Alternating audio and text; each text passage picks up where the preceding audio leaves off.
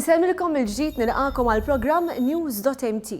Illum se nitkellmu dwar dak li sejjaħ gait analysis, jiġifieri testijiet li jsiru fuq nies li għandhom problemi relatati mal-moviment, testijiet li se jibdew isiru f'pajjiżna.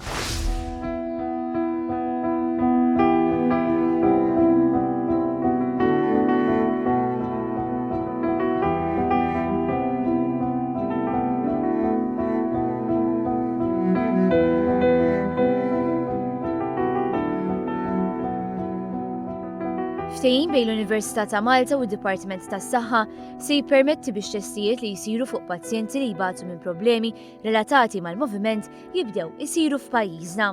Pazjenti Maltin normalment jitilgħu l-Ingilterra biex jagħmlu testijiet magħrufa bħala gait analysis. Fost dawk l-aktar li jiġdu dan it-tuqol hemm il-ġenituri ta' tfal li jbagħtu minn problemi ta' moviment. Bernardet Saliba fissret li l-ħin li hi u binta jdumu jivvjaġġaw huwa itwal mit-test innifsu. Jiena nar fit-tifla tagħna peress li diġà tlajna aktar minn darba, f'nofsija ikun lest. Ġifieri inti aktar ħaddum titrevilja biex tasal hemmhekk milli t-test ħajdum. Allura dik xi ħaġa tajba ta' benefiċċju għalina hawnhekk għax f'nofsija jsir it-test fuqha.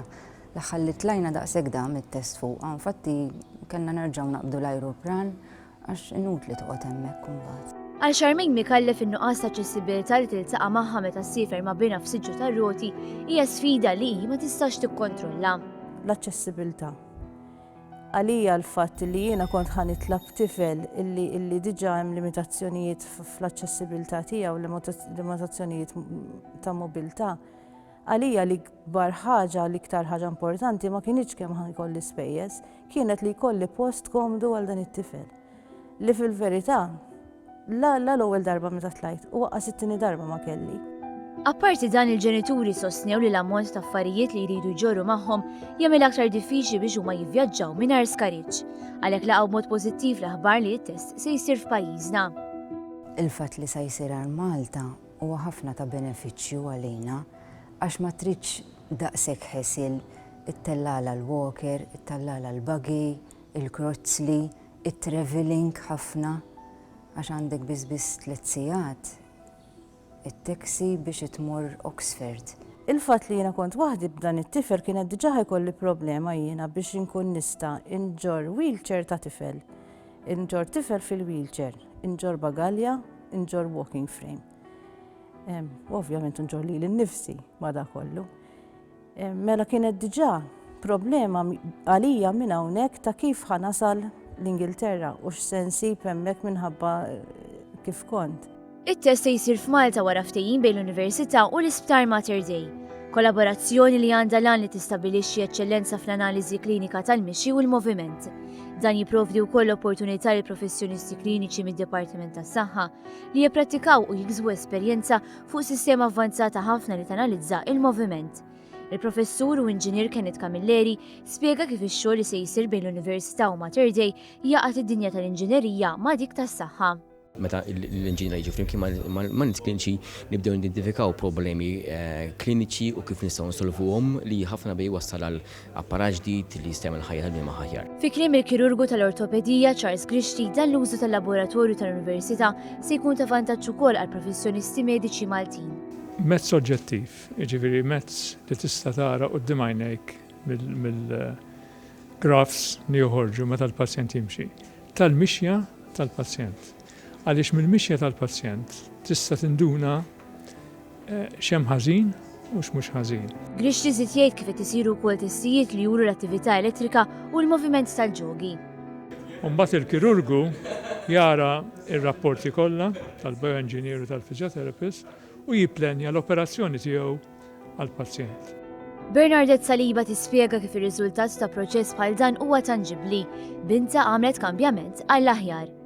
Tagħha nbidlet ferm aħjar għax fejn qabel dal-walker tittoqgħod tagħmel ħesil biex iġġorru u ċertu postijiet ma jkunux daqshekk aċċessibbli għalija għax anke l-bankini titla' tinżel bil-krozz li aktar faċli.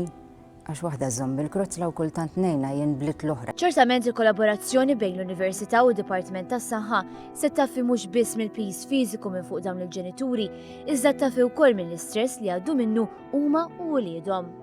Da t-tifel waqt li qed intih xawer, żalaq li jiena, għax ġo kamra literalment bil-kemm għandek fejn iddur. Morna l-gate analysis l-għada, it-tifel muġuħ għax krewa saqaħ il-ġurnata ta' qabel, imsar nifsaqajja li t-test jista' jkun li l-għada fil-ħodu ma jsirx għax jinvolvi mixi u t-tifel ma jkunx jista'. Li għalija kienet pressure enormi fuq idik, dak il-ħin bkejt li dat-test ma kienx qed isir Malta, għax kieku dal-iskariġ dan il-ħesil kien jiġi evitat fuqi.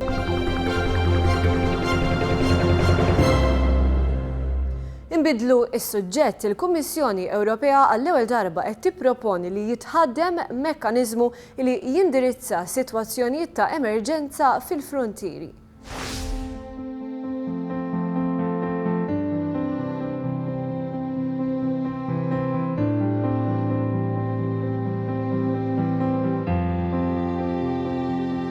Artiklu 78 paragrafu 3 tat-Trattat dwar il-funzjonament tal-Unjoni Ewropea jitkellem ċar. Jipprovdi bażi legali speċifika biex indirizza sitwazzjonijiet ta' emerġenza fuq il-frontieri esterni. Jiddikjara li f'każ stat membru jew aktar isibu ruhom f'sitwazzjoni ta' emerġenza ikkaratterizzata minn influss f'daqqa ta' ċittadini ta' pajjiżi terzi, il-Kunsill fuq proposta tal-Kummissjoni jista' jadotta miżuri proviżorji għal benefiċċju tal-istat membru konċernat, għandu jaġixxi wara konsultazzjoni mal-Parlament Ewropew. Iżda sal-lum dar l-artiklu qatt ma tħaddem u tul is-snin pajjiżi bħal Malta u l-Italja refgħu il-pis tal-immigrazzjoni waħidhom. Għall-ewwel darba l-Kummissjoni Ewropea qed tipproponi li dan il-mekkaniżmu jitħaddem.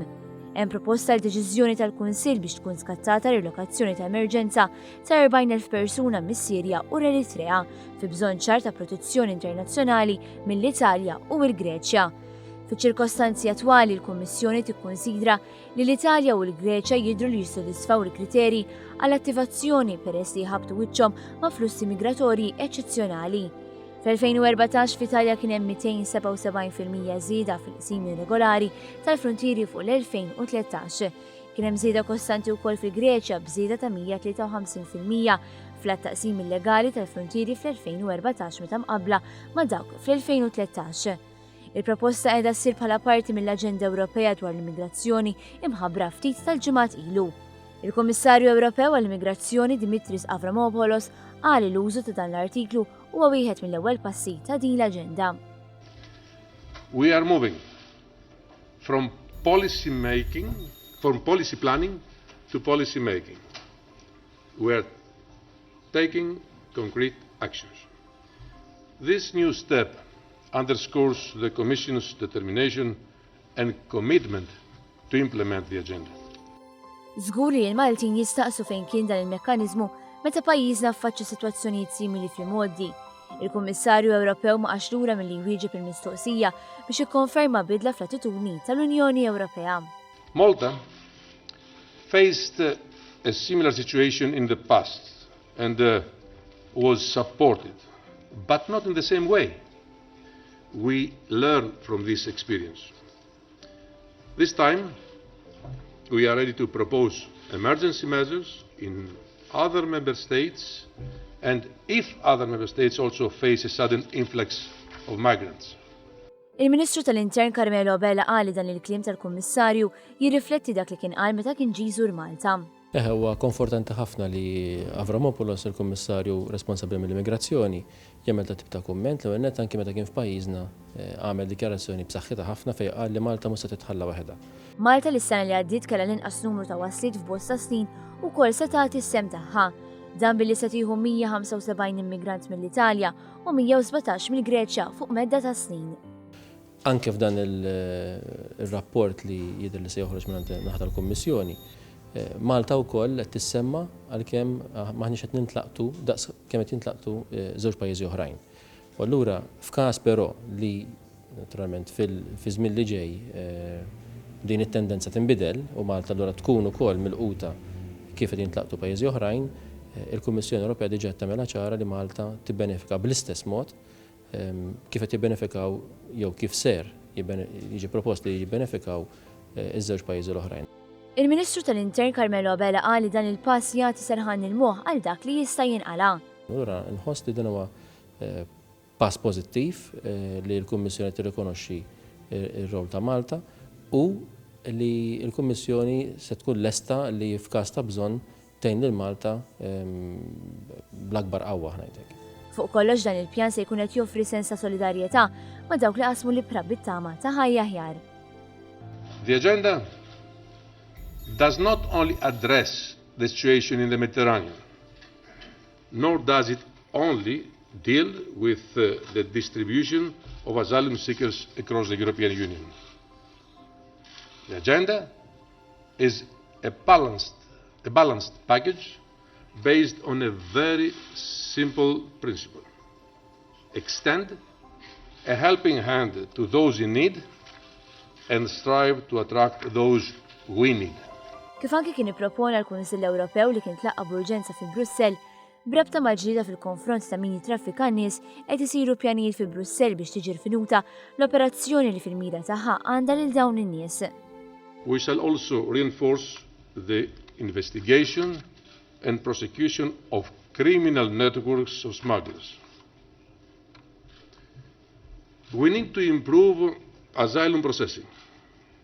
The full and coherent implementation of the common European asylum system is one of our priorities. Jidher biċ-ċar li rrieda tal-Kummissjoni Ewropea qiegħda hemmhekk iżda issa ħafna se jkunu jiddependu mill-mexxejja tal-Unjoni Ewropea li se jerġgħu jiltaqgħu aktar tard dan ix-xahar. Jekk dawn il-mekkaniżmi speċjalment dak tal-rilokazzjoni ta' emerġenza jitlux fis-seħħ jiddependi mill-liva tagħhom. Issa huwa l-mument li juru li mill-kliem se jgħaddu għal fatti.